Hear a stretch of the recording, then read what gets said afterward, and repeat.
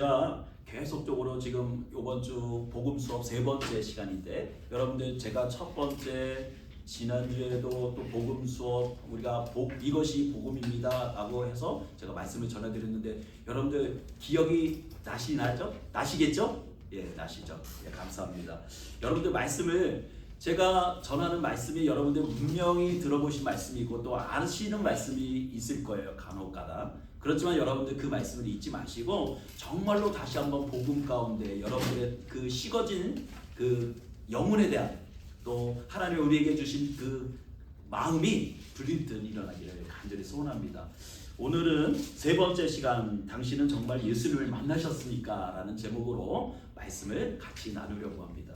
여러분들 좀 내가 이 말씀은 좀 아는 부분이 있다 하더라도 여러분들 귀 기울여서 경청해 주셨으면 좋겠고, 또 우리 유진이 같은 경우도 또 영어가 아니기 때문에 100% 이해는 못하겠지만 그래도 귀 기울여서 또 말씀을 잘 따라오다 보면 오늘 말씀이 들려지는 은혜가 있을 줄 믿습니다. 자, 제가 오늘 이 거룩한 예배의 자리를 시작하면서 여러분들에게 중요한 질문을 한 가지 드리고 시작할 것입니다. 나는 정말, 여러분은 정말 예수님을 만나셨습니까? 라는 질문입니다.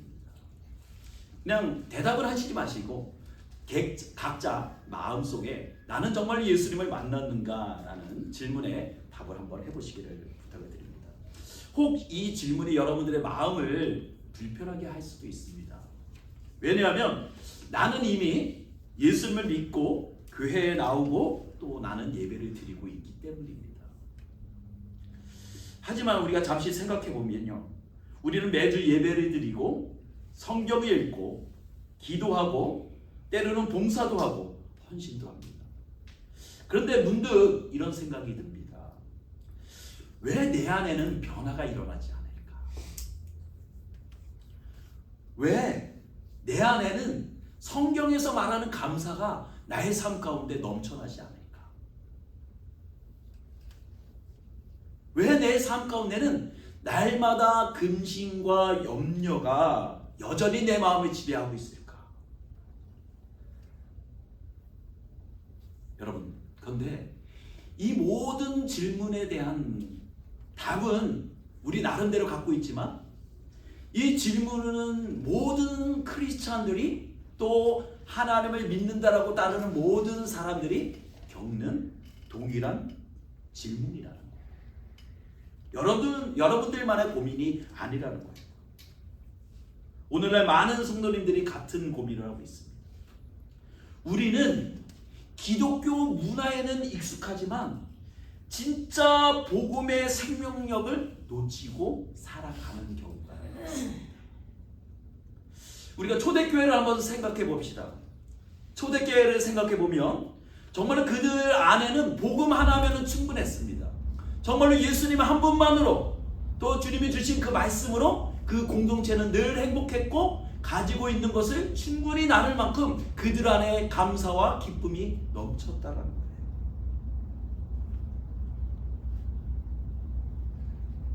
그래서 그들은 복음을 위해서라면 나의 목숨까지도 아낌없이 내놓을 수 있었다는 거예요. 그런데 오늘날 우리의 모습을 한번 살펴봅시다. 우리의 교회의 모습을 살펴봅시다. 예배당은 더 이전보다도 더 화려해졌어요. 그리고 교회마다 말씀이 넘쳐납니다. 지금 이 순간 여러분들이 핸드폰을 열어서 유튜브를 열면 충분히 여러분들 훌륭한 목사님을 통해서 좋은 말씀을, 정말로 품질의 말씀을 들으실 수가 있어요. 그리고 교회마다 좋은 프로그램들이 넘쳐납니다. 큰 교회에 가면요, 정말로 그만큼 좋은 교회가 없어요. 안락한 의자에다가 풍성한 좋은 음향에다가 정말로 부럽지 않을 만큼 좋은 장소에서 좋은 양질의 말씀을 먹을 수가 있고, 그리고 내가 원하면 어느 프로그램이든지 조인해서 성경을 알아갈 수가 있습니다. 근데 우리는 어쩌다 이렇게 되었을까요? 우리는 이 질문 앞에서 잠시 멈춰서야 합니다. 그리고 우리는 복음으로 다시 돌아가야 합니다. 오늘 본문 마태복음 9장 35절은 예수님의 사역을 본질적으로 간결하게 아주 명확하게 보여주고 있습니다. 예수님의 사역은 세 가지로 나눕니다. 첫 번째는 뭐였죠? 가르치셨다라는 거. 가르치셨고, 복음을 전파하셨고, 병들고 약한 자들을 고치셨다라는 거. 그런데 여러분, 중요한 것은 예수님이 단순히 말씀을 전하신 것뿐만 아니라 그 말씀을 직접 살아내셨다. 그 삶은 철저히 사람과 공동체, 회복과 구원, 하나님의 나라와 실제와 연결이 되어 있었다. 따라서 제가 지난 시간에도 말씀드렸듯이 제가 앞에서 전하는 이 복음은 단순히 정보나 교리가 아닙니다. 복음은요, 하나님의 말씀은 사람을 바꾸고 관계를 바꾸고 세상을 뒤흔드는 하나님의 살아있는 능력의 말씀입니다. 그리고 그 복음이 우리 안에 진짜 들어왔다면 우리는 그 복음의 능력으로 세상을 살아가야 한다는 것입니다. 오늘 여러분들은 이 복음의 메시지를 듣는 것이 아니라 여러분들은 뭐 하냐면 이 말씀을, 이 복음을 다시 살아내야 할 자리로 여러분들을 인도할 것입니다. 정말로 내가 예수님을 만났다면, 내가 정말 진짜 복음을 만났다면 우리 일상의 언어, 선택과 관계, 그리고 공동체 안에서 분명한 흔적으로 나타나야 한다는 사실입니다. 첫 번째로, 예수님은 말과 삶이 하나가 되신 분이시다.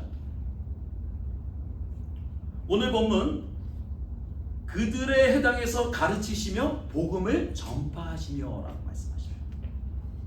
이 구절은 예수님의 사역이 어떠했는지, 어떤 사역을 하셨는지에 대한 구체적으로 압축적으로 보여주고 있다.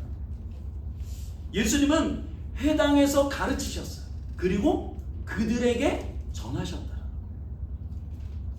근데 여러분, 예수님의 가르침은 그냥 회당 안에서만, 어떤 특정한 장소 안에서만 국한되어진 것이 아니라 뭐예요? 직접 그들의 삶 가운데에서 삶으로 그 말씀이 증거되어지는, 증명되어지는 삶을 사셨다는 거예요. 예수님의 말은, 예수님의 말씀은, 예수님의 복음은 말에 머물지 않았다는 거예요. 예수님이 행하시는 모든 행위, 예수님이 닿는 모든 발걸음, 그곳에서 하나님의 나라와 하나님의 자유하심을 그곳 가운데 선포하셨다는 거예요. 복음이 무엇인지, 복음에 산다는 것이 어떤 삶인지를 직접 보여주셨다는 거예요. 그렇기 때문에 예수님의 말씀하시는 그 말씀에 권위가 있었다라고 사람은 말하고 있습니다. 성경은 말하고 있습니다. 마가복음 1장 22절에 무사람이 그의 교훈에 놀라니 이는 그가 가르치는 것이 권위 있는 자와 같고 서기관들과 같이 아니함이로라 라고 하고 있습니다. 왜 예수님의 말에는 권위가 있었을까요? 왜 권위가 있었을까? 신학 공부를 많이 했기 때문에? 경험을 많이 했기 때문에? 아닙니다.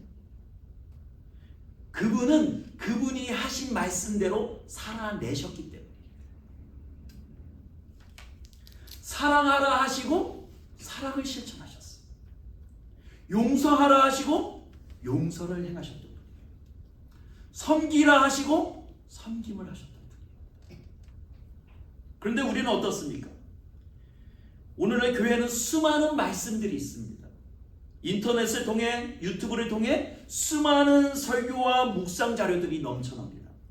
그런데 왜 우리의 삶은 여전히 변화되지 않는 걸까요? 왜 여전히 나의 삶은 여전히 그 상태에 머물러 있는 것일까요? 이유는 분명합니다. 말씀을 아는 것과 말씀을 사는 것 사이에는 큰 간격이 있기 때문에 우리는 성경을 머리로는 이해를 합니다. 아, 목사님이 지금 하시는 말씀이 무엇인지는 지금 이해가 돼요. 근데 우리는 그 말씀을, 머리로 깨달은 말씀을 어떻게 해요? 나의 가슴으로 받아들이고 나의 발로 그것을 실천하지 못한다. 한 가지 예를 들어보겠습니다. 우리는 원수를 사랑하라는 말을 너무도 잘 알고 있습니다. 근데 여러분, 실제로 우리의 삶 가운데서 원수를 사랑하는 것이 쉬울까요? 어려울까요? 어려워요. 용서가 되지 않아요. 그러면 우리가 이런 구절도 알고 있죠. 서로의 짐을 지라라는 말씀을 하고 있어요. 여러분, 우리가 주변에 정말로 힘들어하고 어려운 사람을 보면 우리가 그 짐을 나눠지려고 합니까? 아마 이런 말씀을 더 잘하실걸요? 내가 기도해 줄게. 그냥 거리를 두는 거예요. 그냥 내가 기도해 줄게. 내가 네 짐을 대신 질 수는 없지만 내가 기도해 줄게. 이렇게 얘기하는 경우가 있더라. 여러분, 성경을 연구하고 주일에 설교를 듣는 것도 중요합니다. 우리가 주일날 이곳에 나와서 예배를 드리는 것이 얼마나 중요한지 몰라요. 그런데 여러분, 그러나 그 말씀을 믿음으로 받아들이고 일상 속에서 순종하는 삶이 없다면 우리는 복음을 정보로만 소유한 사람이 머물고 만다라는 거예요. 여러분, 복음은요 그냥 듣는 것이 아니에요. 듣는 말씀으로 내가 구원을 얻었다라는 말씀으로 끝나는 사건이 아니라는 거예요. 복음은요, 제가 다시 말씀드릴게요. 복음은 살아내야 하는 말씀이다. 살아내야 하는 말씀. 그것이 바로 말씀이 육신이 되신 예수 그리스도께서 우리에게 보여주신 모범이요, 우리에게 보여주신 너의 삶이 이런 삶이 되어져야 된다는 하나님의 지침이기도 하다. 예수님은 천국 복음을 전파하셨습니다. 복음은 단지 우리가 죽은 후에 가는 천국을 의미하는 것은 아니에요. 천국만을 의미하는 것이 아니라는 거예요. 복음은 지금 여기 우리의 삶 속에서 임하는 하나님의 통치와 질서를 의미하는 거예요. 그렇다면 복음을 들은 우리는 지금 내가 살아가는 삶의 자리에서 어떻게 복음을 살아내고 있는가? 가정에서 나는 어떤 남편이고 어떤 아내이고 어떤 부모이고 어떤 자녀인가? 여러분, 복음을 산다는 것은 말씀이 내 가치관을 바꾸고 사람을 대하는 태도를 바꾸고 세상 속에서 하나님의 뜻을 드러내면서 살아가는 삶을 의미하는 거예요. 쉽게 말해 내가 말씀대로 반응하고 있는지, 복음답게 말하고 복음답게 행동하고 있는지를 스스로 점검해 보아야 한다. 예수님은 단지 진리를 전파하신 분이 아니라는 거예요. 그분은요, 본인이 하신 진리의 말씀을 따라 직접 그것을 제자들에게, 많은 이들에게 실천하신 분이에요. 삶의 롤 모델로서 그들에게 보여주셨던 분이에요. 여러분, 우리의 신앙도 마찬가지입니다. 말씀을 말할 수는 있지만 그 말씀대로 살아내지 않는다. 우리는 아직 복음을 믿은 것이 아니라, 복음을 아는 것이 아니라 복음을 스쳐 지나간 것입니다. 사랑하는 성도 여러분, 이제 복음을 입으로 말하는 단계를 넘어 우리의 삶의 단계로 넘어가야 한다. 삶으로 살아내는 단계로 나가야 한다. 우리의 말과 행동이 예수님을 닮아가고 있다면 우리는 지금 살아있는 복음을 증거하고 있는 것입니다. 그것이 바로 예수님을 만났다라는 진정한 증거라는 거예요. 두 번째는 예수님은 연약한 자에게 내려가셨다라는 거예요. 오늘 본문의 후반절에 보면 모든 병과 모든 약한 것을 고치시니라 라고 말하고 있어요. 이것은 예수님의 사역이 단순한 말이나 이론이 아니라 고통의 현장으로 직접 들어가셔서 실천적으로 그 사랑을 몸소 보여주셨다는 거예요. 예수님은 회당에만 머무르시지 않으셨어요. 아픈 이들이 자리에 직접 찾아가셨고, 병든 자의 몸에 손을 얹으셨고, 소외된 자의 삶에 직접 다가가셨다는 거예요. 이 모습은요, 구약 성경에 예언된 메시아의 모습과 동일합니다. 제가 오늘 본문에 여기다 띄워놨는데, 이사야서 61장 1절에 이렇게 말합니다. 주 여호와의 영이 내게 임하였으니 이는 여호와께서 내게 기름을 부으사 가난한 자들에게 아름다운 소식을 전하려 하려 하심이라. 나를 보내사 마음이 상한 자를 고치며 포로된 자에게 자유를, 갇힌 자에게 노임을 선포하게 하려 하심이라. 바로 예수님께서 이 말씀의 성취로 오셨고 실제로 복음이 나아가야 할 자리로 나가셨다. 여기서 우리가 놓치지 말아야 될 것은 예수님께서 단지 병을 고치신 분이 아니라는 사실이에요. 그분은 깨어진 자존감, 상처 입은 정체성, 절망에 눌린 심령까지도 회복하신 분이시라는 거예요. 복음이라는 것은요, 단순히 죄사함이 아니라 다시 살아날 수 있다는 하나님의 선언임을 믿으시기 바랍니다. 복음은요, 하나님이 나는 다시 살아날 수 있다는 하나님의 선언입니다. 그래서 누가복음 7장에 죄 많은 여인이 눈물로 예수님의 발을 적시며 향유를 부은 사건이 일어납니다. 예수님께서 그 여인에게 말씀하시죠. 그의 많은 죄가 사함을 받았도다. 이는 그의 사랑이 많음이로라. 여러분, 하나님의 사랑을 입은 자는요, 반드시 어떻게 돼요? 그것을 또 다른 사람에게 흘려보낸다. 내가 하나님에게 큰 엄청난 은혜를 받았다면 우리도 그 사랑을 실천하며 살아가야 한다. 용서를 많이 받은 사람은 다른 사람을 용서할 수 있어요. 내가 사랑을 어마어마하게 많이 받았으면 나는 그 사람으로 인해서 다른 사람을 사랑할 수 있게 된다는 거예요. 치유함을 받은 사람은 어떻게 될까요? 그 치유함을 다른 사람에게 흘려보내게 돼요. 그런데 오늘 우리의 모습은 어떻습니까? 우리는 연약한 자에게 관심이 있습니까? 아니면 성공한 사람들, 능력 있는 사람들, 나에게 도움이 되는 사람들에게만 관심이 있습니까?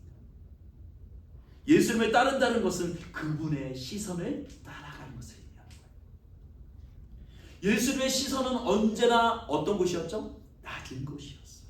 아픈 곳이었어요. 소외된 자들이 있는 곳을 향하여 계셨다는 거예요. 그래서 예수님은 어린아이들을 품으셨고 죄인들과 함께 식사를 하셨으며 병든 자들을 고치셨어요.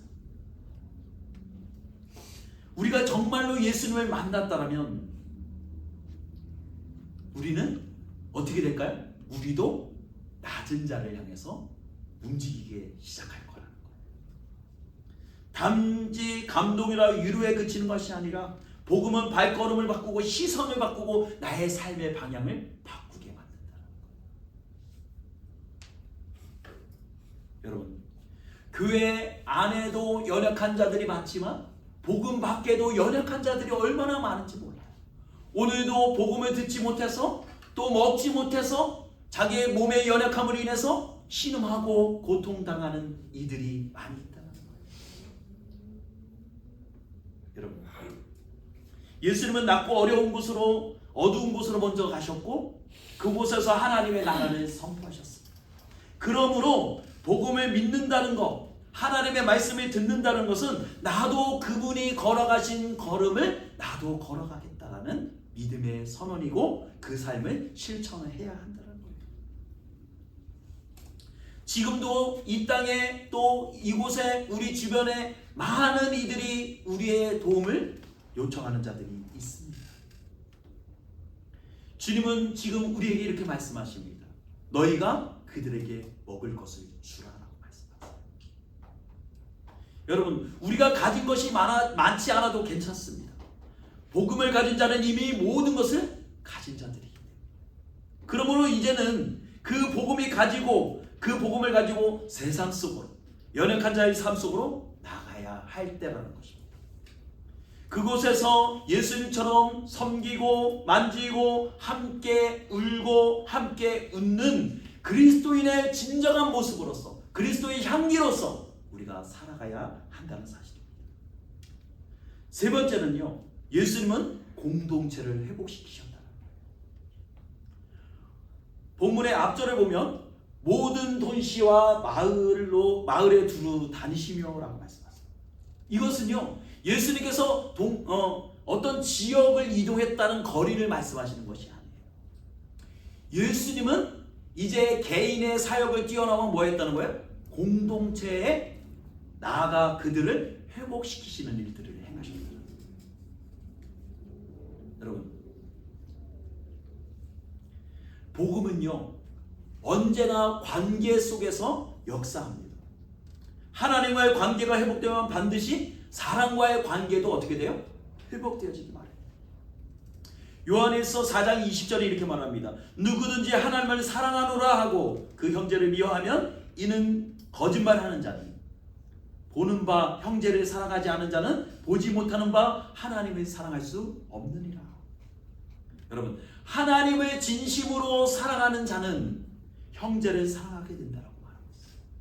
그리고 그 사랑은 추상적인 감정이 아니라 공동체 속에서 드러나는 섬김과 책임으로 나타난다.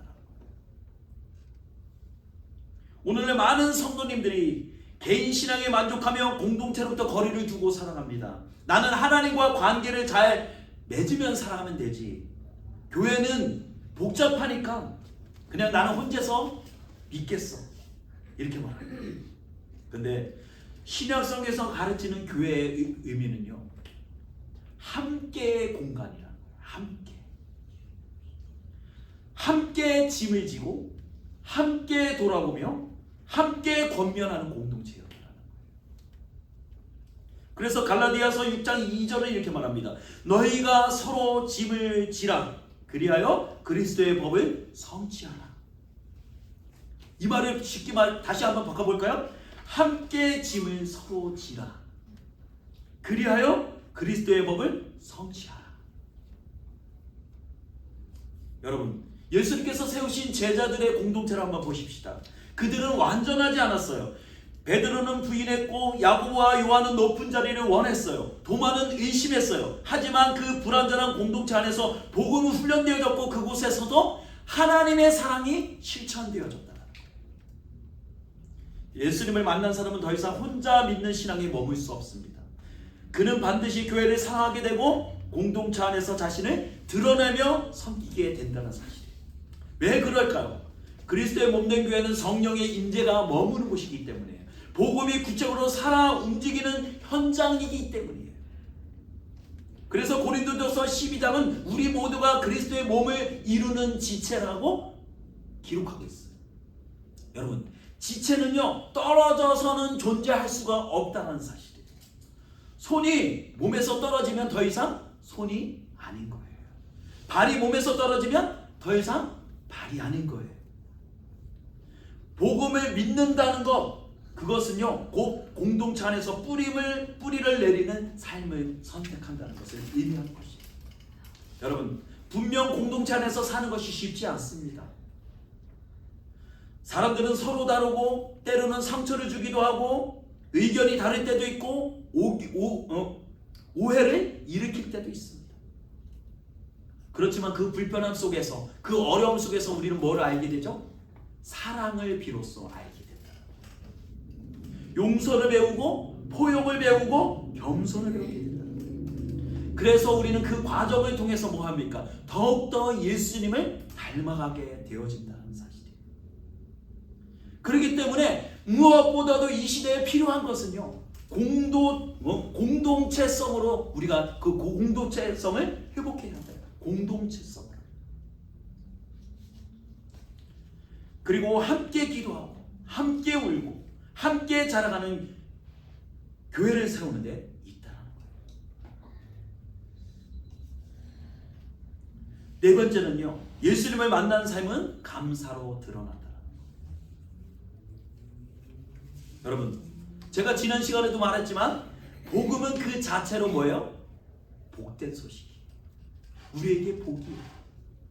그리고 복음은 그 자체로 은혜인 것입니다. 은혜는 반드시 감사로 반응하게 되어 있습니다. 예수님께 보침을 받은 사람들, 말씀을 들은 사람들, 용서함을 받은 사람 모두는 다 입을 열어 감사와 찬양을 드렸고 삶의 방향이 바뀌었다는 것을 우리는 성경을 통해서 확인할 수 있습니다. 누가복음 17장에 보면 10명의 나병 환자가 고침을 받은 이야기가 나옵니다. 그런데 10명이 고침을 받았지만 단 한 명만이 돌아와 예수님께 감사했다라고 말했어요. 예수님께서 물으십니다. 10사람이 다 깨끗함을 받지 않아야느냐? 그 9은 어디 있느냐? 그 질문은 오늘 우리에게도 유효합니다. 우리는 복음을 받고도 얼마나 자주 그 감격을 잊고 살아갑니까? 주일에는 은혜를 받고도 월요일부터는 다시 원망과 염려로 가득 차 있지 않습니까? 복음을 만난 삶은 반드시 감사의 열매를 맺습니다. 그것은 말로 끝나는 감사가 아니라는 거예요. 삶으로 드러내는 감사, 행동으로 표현되는 감사, 나눔과 섬김으로 실현되는 감사라는 거예요. 데살로니가전서 5장 18절에 제가 말씀을 띄워놨는데, 범사에 감사하라. 이것이 그리스도 예수 안에서 너희를 향하신 하나님의 뜻이니라. 감사는요, 선택이 아니라 믿는 자의 마땅한 삶이라는 거예요. 감사는 하나님을 향한 신뢰의 표현이고 복음을 삶 속에서 간직하고 있다는 증거라는 거예요. 그러면 우리는 어떻게 감사를 표현하면서 살아갈 수 있을까? 어떻게 감사하며 살아갈 수 있을까요? 어떻게 하면 우리가 감사하는 삶을 살 수 있을까요? 그것은요, 받은 복음을 기억하는 것입니다. 받은 복음을 기억하는 거예요.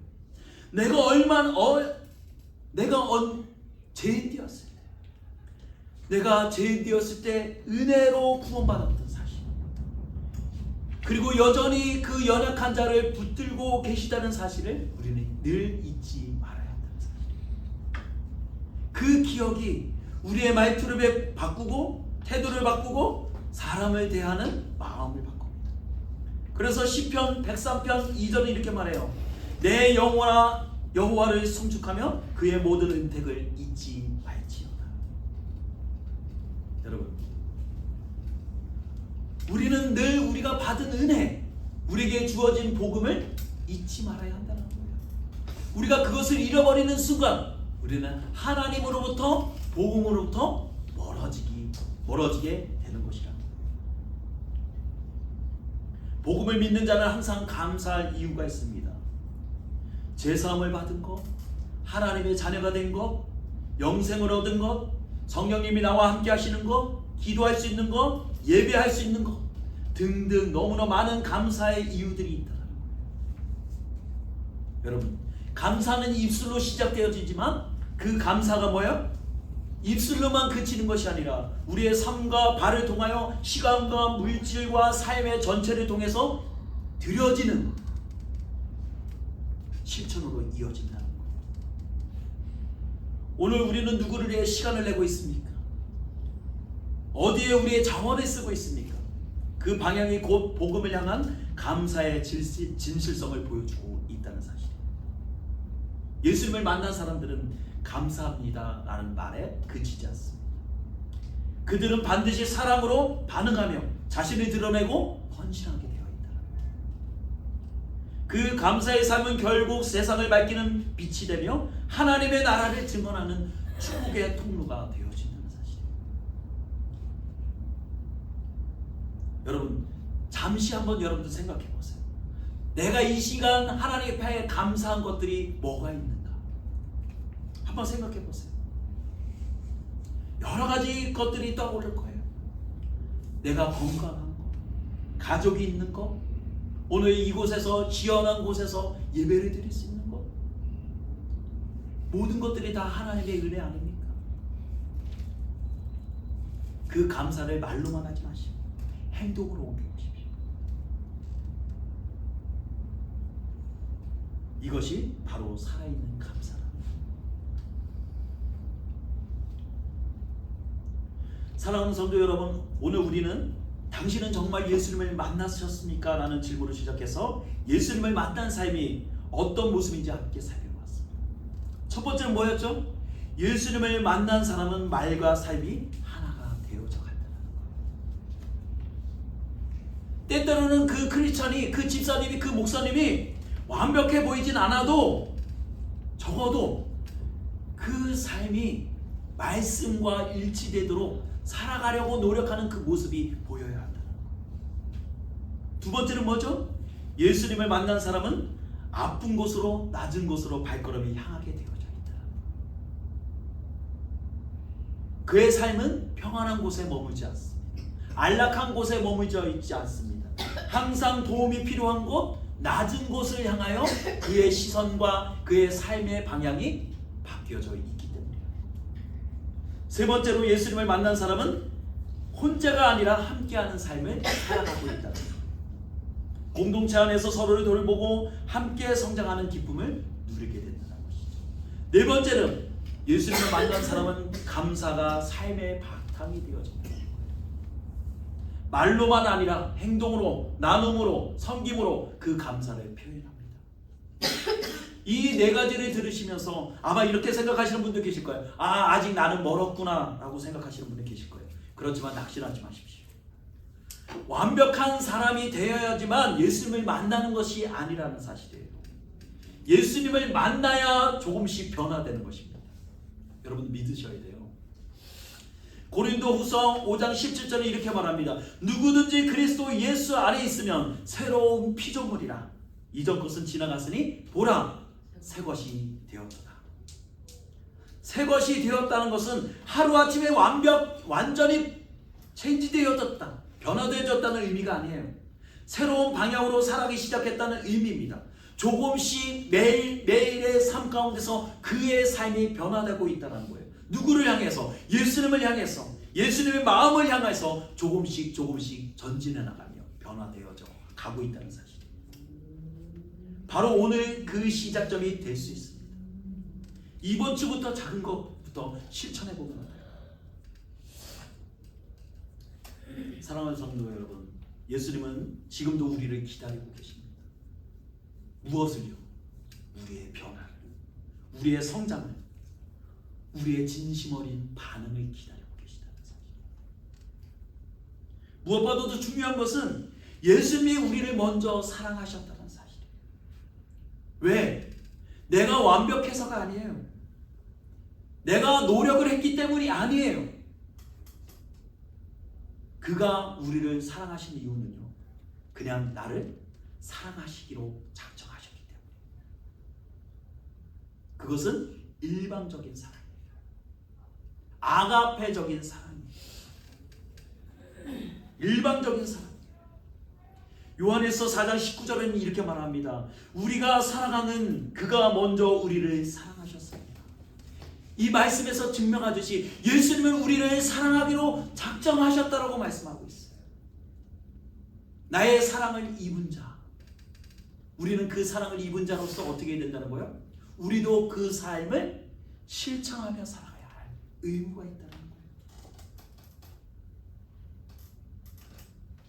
우리는 이제 그 사랑을 받은 자로서 살아가야 할 의무가 있습니다. 때때로 우리는 이런 질문하죠. 나는 하나님의 사랑을 받았음에도 나는 완벽하지 않습니다. 나는 그 사랑을 실천할 준비가 되어 있지 않습니다. 때때로 저는 실패합니다. 넘어집니다. 그렇지만 여러분, 다시 일어나시면 됩니다. 예수님은 괜찮다라고 말씀하세요. 네가 실패해도 괜찮아, 넘어져도 괜찮아, 좌절해도 괜찮아. 우리는 다시 일어나셔서 한 걸음 한 걸음 예수님께 나아가면 됩니다. 다시 한번 마지막으로 여러분들께 묻습니다. 여러분들은 정말 예수님을 만나셨습니까? 만났다면 이제 그 만남을 삶으로 살아내십시오. 여러분들의 가정에서, 직장에서, 교회 안에서, 그리고 우리가 살아가는 이 세상 한가운데서 실천하십시오. 우리 한 사람 한 사람이 살아있는 이 복음이 되어질 때 이 세상은 하나님의 통치가 이루어지는 복음의 세상이 되어질 것이고 사랑이 넘치는 세상이 되어질 것입니다. 이 세상을 보면서 원망하고 좌절하고 왜 나를 이렇게 고통스럽게 하는가? 왜 사랑하는 사람이 없는가? 용서하는 사람이 없는가? 말하지 마시고 저와 여러분이 그 복음을 살아내고 그 사랑을 실천함으로 이 세상 가운데 빛과 소금이 되어지는 삶을 사시기를 주님의 이름으로 축원합니다. 아멘. 이것이 진정으로 예수님을 만난 자의 삶이고 또 우리는 마땅히 그 삶을 살아내야 할 책임감, 사명감을 받은 자라는 사실입니다. 이 말씀을 기억하시고 한 주간의 삶 가운데서 정말로 나는 예수님을 만났는가? 만났다라고 대답하시는 삶은 정말 그 사랑을 실천하는 그 삶을 살아내는 저와 여러분들이 되시기를 주님의 이름으로 축원합니다. 아멘.